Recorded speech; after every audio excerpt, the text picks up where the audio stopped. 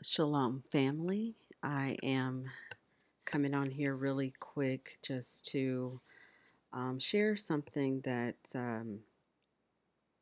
I realized, and the Most High put something on my spirit to make these connections. So I would like to give thanks to the Most High Yahuwah, our Creator and Mother and Father, for blessing me with the ability to hear, listen, and truly understand the scriptures that's being unsealed and the connections that are can be made now. So I wanted to talk about actually a book that I came across. I don't remember. I think either it was in middle school or maybe early high school. But it was a novel by Stephen King called The Stand.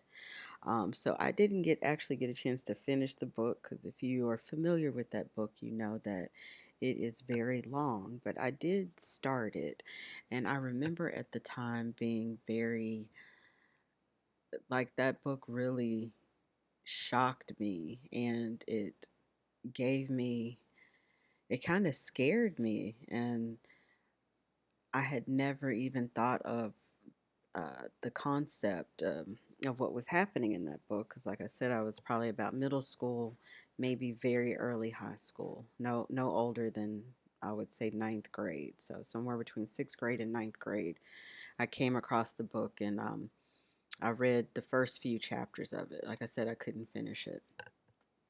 But it just goes to show that the Most High is everywhere in all books, TV, music, media. Um, to continue to show or bring forth other examples, analogies, parables of existing scripture, and also to fill in the blanks. Okay, so with The Stand, like I said, it's a novel by Stephen King. And I'll just read the synopsis that they have here on Amazon. It says Stephen King's apocalyptic vision of a world blasted by plague and tangled in an elemental struggle between good and evil remains as riveting and eerily plausible as when it was first published. So basically, it's about a patient escapes from a biological testing facility unknowingly carrying a deadly weapon, a mutated strain of superflu that will wipe out 99% of the world's population within a few weeks. Those who remain are scared, bewildered, and in need of a leader. To emerge, Mother Abigail, the benevolent 108-year-old woman who urges them to build a peaceful community in Boulder, Colorado, and Randall Flagg, the nefarious dark man who delights in chaos and violence. As the dark man and the peaceful woman gather power, the survivors the survivors will have to choose between them and ultimately decide the fate of all humanity. Now, doesn't that sound like Revelations? Doesn't that sound like um, Armageddon, the end time prophecy? At the time when I was younger, first reading the book, or beginning to read the book, I should say, none of this was on my mind. The part that freaked me out is that the sickness was airborne, that you didn't even have to touch anybody, or, um, you know, you didn't have to, no bodily fluid, no blood, no saliva, nothing like that was needed. I remember at the end of one chapter, I think the guy was simply in a movie theater, and somebody in one of the rows ahead of him was coughing, and that was just the fact that the virus could be spread just through the air. That is what scared me because I never even thought about anything like that at that age, at the time that I was reading this book. So, take a look at a couple of the covers. There's, let me see, about 8 different book cover art that they have for this book. And as you can see, like the first one is just basically the raven or the crow, which is ominous, and it's um, a symbol of foretelling something, and it looks like it's behind like the typical apocalyptic set city, um, where it's desolate. The second one, it looks like the white horse battling the black horse uh, in the four horsemen apocalypse story of the Bible.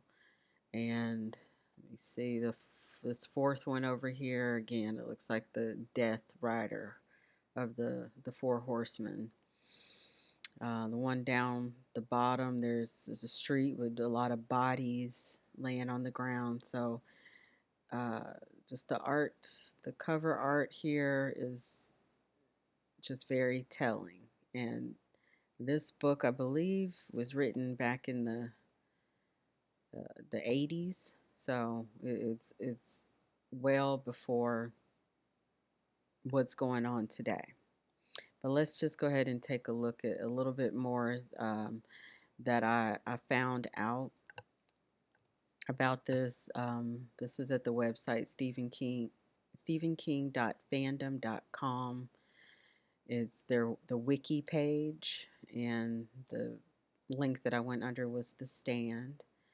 And so I'll just go ahead and read this part. It says, "The Stand is the sixth book published by Stephen King, and it is his fifth novel and the fourth novel under his own name.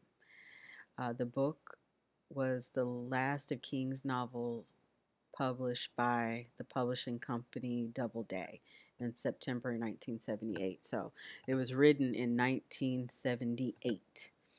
It says the novel is a post-apocalyptic horror/fantasy story that reworks the scenario of King's earlier short story, Night Surf. A longer edition of the novel was later released in May of 1990. King restored some texts originally cut for brevity and added and revised sections, changed the time frame of the story from 1980 to 1990, and updated several pop culture references according to the time. Incidentally, in 1980, when the first paperback publication of The Stand was released by Signet, the date of the story was moved from 1980 to 85. It stayed 1985 until the release of the longer edition in 1989. The, the novel has been translated into at least a dozen languages. So, and then down here it says the plot.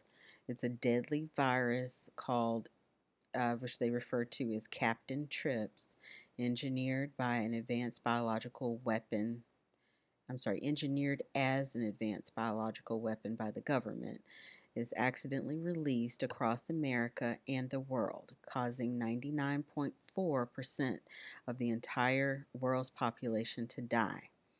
The 0.6% who survive struggle to find their bearings and rebuild civilization in the aftermath of the plague.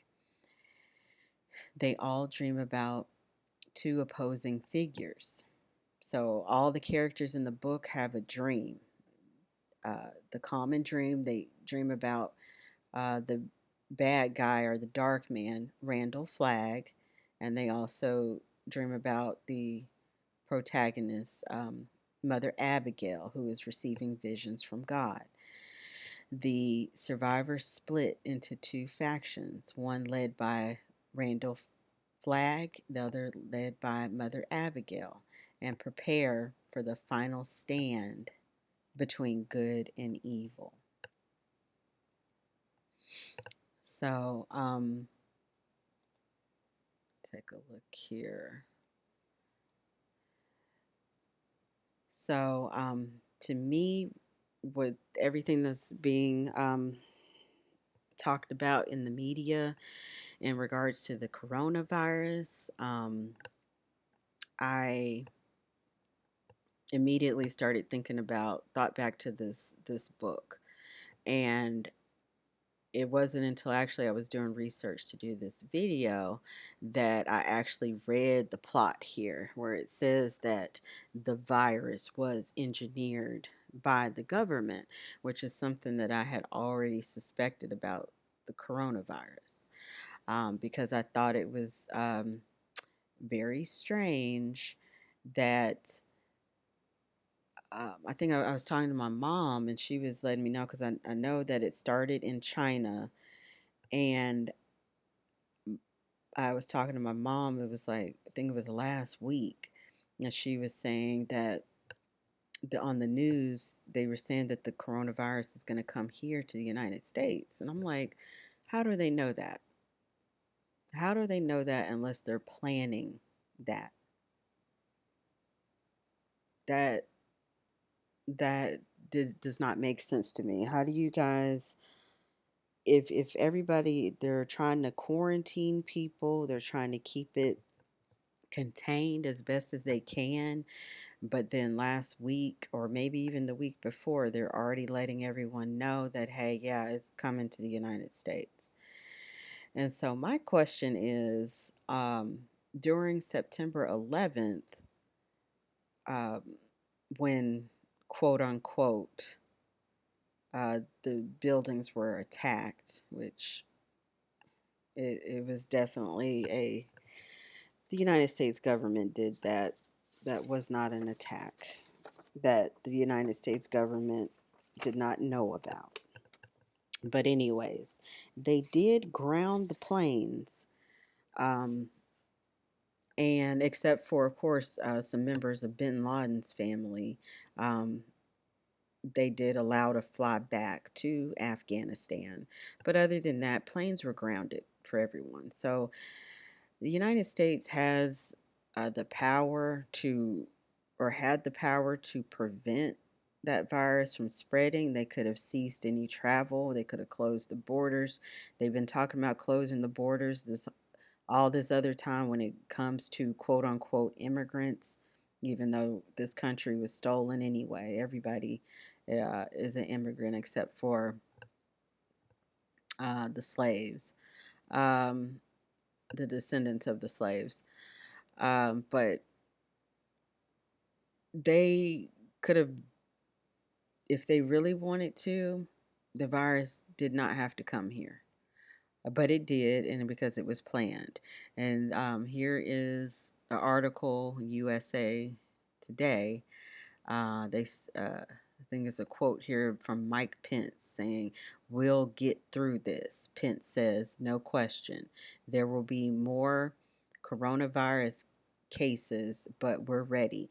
Okay, number one, how do you know we'll get through this? Number two, how do you know there's going to be more cases? How are you ready? Because apparently you weren't. If you was really ready, this wouldn't even happen. So all of this is just, they really think that everybody is stupid. They really think everyone is stupid. This is something that is being released to the public in all of these different territories, these various countries. This is not something that is an accident. This is not something that they are even trying to contain. This is something that is being released to the public. And then there's another article here. This is from about, it says 5 days ago. Let me see where it was from. I'm not for sure where I grabbed it from, but the title of the article, it says, "Will coronavirus spread to the United States?" It's not if, but when, CDC says. And see, this is what I'm talking about. Like, they were never even trying to, okay, let's do all we can to shut this down, prevent it from spreading. CDC said a week ago, yeah, this is going to spread. It absolutely is. Everybody get ready. Like this is, they weren't trying to prevent this. They're letting everybody know, yes, this is happening and it's going to continue to happen. And we will just see how it unfolds and how much they allow this to keep going forward. And then the last thing is the first death in the United States that happened. It's just kind of strange how yesterday I remember listening to the live coverage as it unfolded. They said it was somebody in Washington, and initially they said it was a woman, and then later they changed it and updated and said it was a man. And I'm like, how do you not know if you're reporting on it? Like, how do you not know if it's a man or a woman who's who died from this? And it's just I, the information that's coming out, it's just all over the place. And they say something, and then Trump called it a hoax just a few days ago. Now Mike Pence says, "Oh, we're ready." So I mean, they just put stuff out there, then they take it back, and it's a complete 180, and it's just a mess. It is just a mess in the news cycle. Um, but let's just go back to a little bit more where they were talking about um, the sickness that's in the book in the Stand. Okay, so it says there's a little again from the fandom wiki page. It says Captain Trips. The novel's first part takes place over 19 days with the escape and spread of a human-made biological weapon, a superflu virus known formally as Project Blue, which is but most commonly known as Captain Trips, among other colloquialisms. So even that Project Blue, I mean, that's very similar to Project Blue Beam or that I heard about. Uh, that possibly SpaceX is getting ready to perform with a space deception, some type of possible deception that they may uncover or show us. Going forward, the epidemic leads directly to the death of 99, like I said, 99.4% of the world's population. King outlines the total breakdown and destruction of society through widespread violence, protest, paranoia, and failure of martial law to contain the outbreak and eventually the death of virtually the entire population. The human toll is also dealt with as the few survivors must care for their family and friends, dealing with confusion and grief as their loved ones succumb to the flu. And then it says the expanded edition opens with a prologue titled The Open Circles that offers greater detail into the circumstances surrounding the development of the virus and the security breach that allowed its escape from the secret laboratory compound where it was created. So, like I said, I truly believe that the Most High, all of these people who are famous, whether you're a famous actor, actress, director, writer, singer, it doesn't matter. The Most High only elevates people who are not going to be leaders in the kingdom, first of all, because they're choosing their time now to have their fame and fortune. But most importantly, the most through their work that these writers create, the Most High is speaking biblical scripture and prophecy through their writing. So, through this book, the Most High is letting us know that all of these illnesses, everything is engineered. The government is behind it, um, and it is being unleashed on uh, to society, and it is going to cause a epidemic of, of deaths all around the world. And this book, like I said, he wrote it in the late 70s, and they made a movie about it, and they're gonna have another mini series about it. But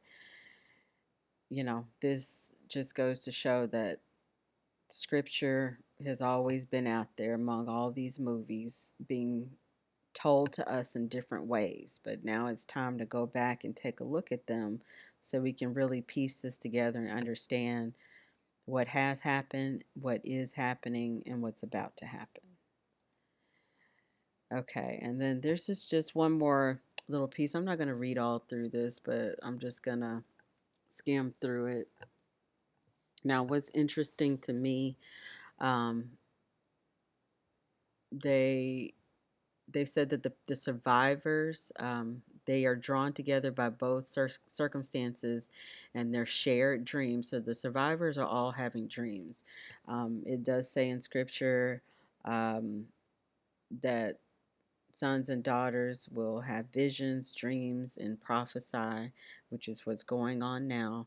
I've been having dreams given to me over the course of the past, I'd say, year and a half. I just had one the other day, which I'll post about later. Um, but what is interesting in the book is they have a shared dream of a 108-year-old black woman from Hemingford Home, Nebraska. And I do think it's very interesting that the character, which I even thought that as a little girl, I mean, of all people they could have chosen, or Stephen King could have chose to have as the protagonist, the good, to represent the good side of things, it was a black woman that he chose. I mean, it could have been anybody. It could have been a man, or it could have been a woman of a different ethnic group. But there's just something about our people, and it always has been, that we are the most spiritual people. So naturally, when Stephen King was writing this, I'm pretty sure that that was the only choice for him. That would make sense, because when you think of black women, especially older black women, you think about spirituality, because that is what is usually connected to them. And that is just another telltale sign that we are and have always been the chosen people of the Bible. It's been very apparent. Just the way that everyone connects our culture. I mean, of course they all the negative things about our people, but one of the positive things that people know about our people and our culture, and it is our spirituality, and it is our connection to, has been the connection to the church, which, coming in truth, we are supposed to be getting out of the ways of the church and in line with the truth. But just the history, while we were under the 400-year curse, we've always been connected to the spiritual world. So of course it would be a black woman to choose as the protagonist in the movie. And her name, when I took a look at this, because I actually forgot, because it's been some years since I had read through the book, but her name is Abigail Freemantle. And so just looking at the first name, Abigail, ABA, Abba, which is another name that the Messiah referred to the Most High, Abba. And then Freemantle, I see the word free man, which free man was a common last name that was granted to slaves who had obtained their freedom towards the end of slavery. So that's a connection that stood out to me. Okay, and like I said, in 1994, they did do a mini series, which I do remember. I watched this back around that time, and it had Gary Sinise, Molly Ringwald,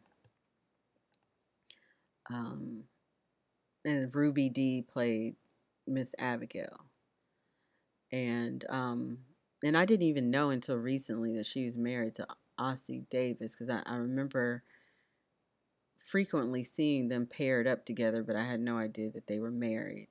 But again, just like if you go to my previous video I did about the truth about gender, that if Ruby Dee and Ossie Davis could also be a, I guess, a symbol, like to get the concept of who the Most High Yahuwah is, it would be the marriage between a so called um, black woman and black man. So if you, I mean, I don't know Ruby Dee, I don't know Ossie Davis. I'm not saying that they are spiritual or righteous people. Obviously, they were celebrities, so usually if you're a celebrity, that's not good news for you, because that means something, you didn't do something right, because you would not be obtaining your fame and fortune now. But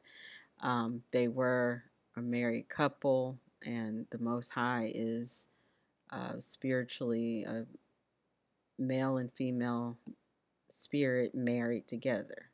So when I see Ruby Dee and Ossie Davis, I do think about that.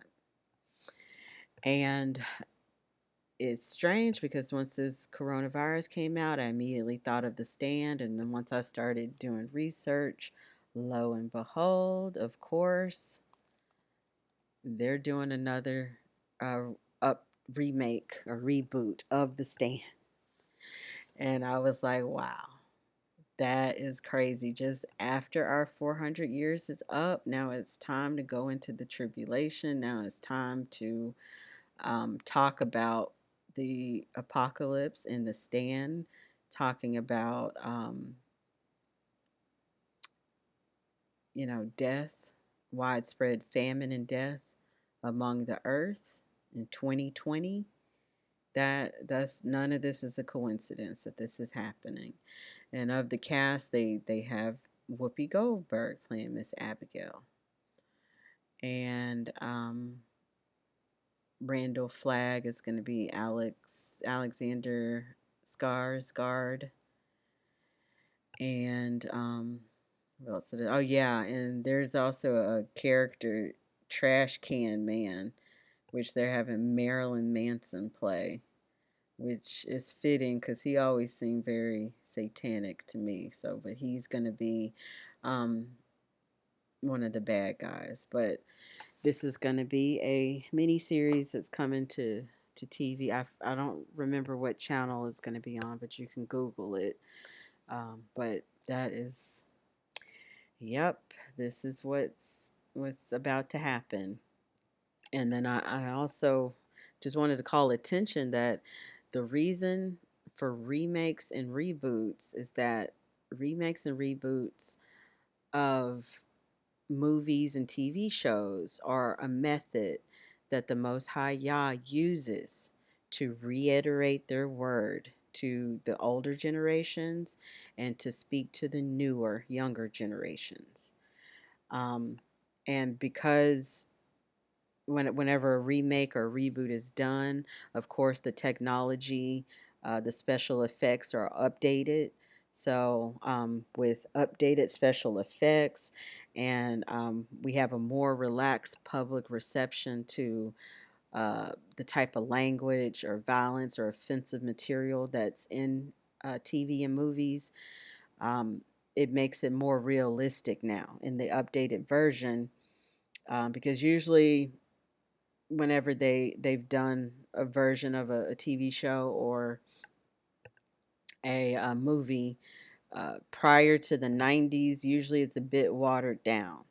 But now, after the 90s, especially into this new millennium, after 2000, um, there's um, explicit language, sex, nudity, violence, and other offensive materials, but it makes the story more realistic to what is really happening on the earth. It's not watered down.